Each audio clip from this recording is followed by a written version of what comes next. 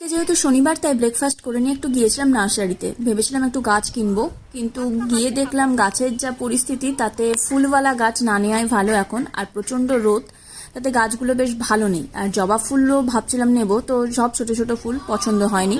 একটু এদিক ওদিক ঘুরে একটু টপ দেখে আমরা আবার অন্য একটা নার্সারিতে গিয়েছিলাম। বাড়ি ফিরে এসে একটুখানি স্পঞ্জ ঘাস অর্ঘ লাগাচ্ছে, রান্নাবান্না সেরে নিয়ে মিঠাইকে খাওয়াচ্ছে, আর মিঠাই আছে খেতে বসে খুব দুষ্টুমি করছে।